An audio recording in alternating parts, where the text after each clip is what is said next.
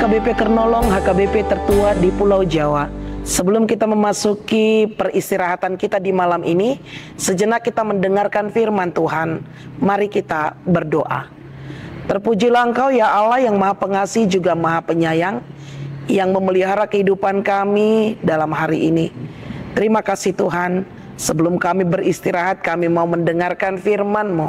Ampuni segala dosa dan kesalahan kami.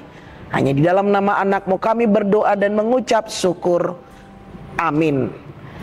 Firman Tuhan menjadi renungan bagi kita di malam ini sesuai dengan bacaan malam Almanak HKBP 2025, Sabtu 14 November 2025, dari Wahyu pasalnya yang ke-7, dimulai dari ayatnya yang ke-9 hingga ayatnya yang ke-17, dan yang menjadi pembimbing renungan ayat 17.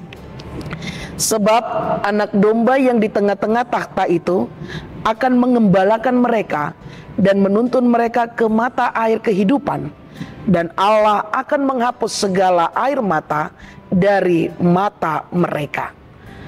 Anak domba yang menyelamatkan. Bapak Ibu saudara-saudari yang dikasihi Tuhan Yesus Kristus, betapa pentingnya kita memiliki iman di dalam Yesus Kristus dan terus mempertahankannya hingga kita dipanggil Tuhan atau sampai kedatangan Tuhan Yesus untuk kedua kalinya. Kita menyadari memanglah tidak mudah menyelesaikan pertandingan iman sampai mencapai garis finish atau garis akhir.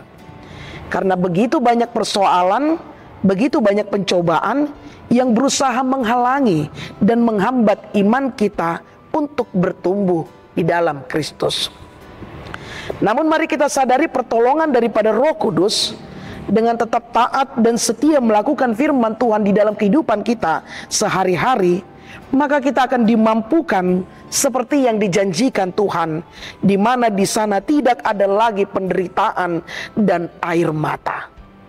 Kitab Wahyu menulis sesungguhnya suatu kumpulan besar orang banyak yang tidak dapat dihitung jumlahnya dari segala bangsa, suku, umat, dan bahasa berdiri di hadapan takhta dan di hadapan anak domba.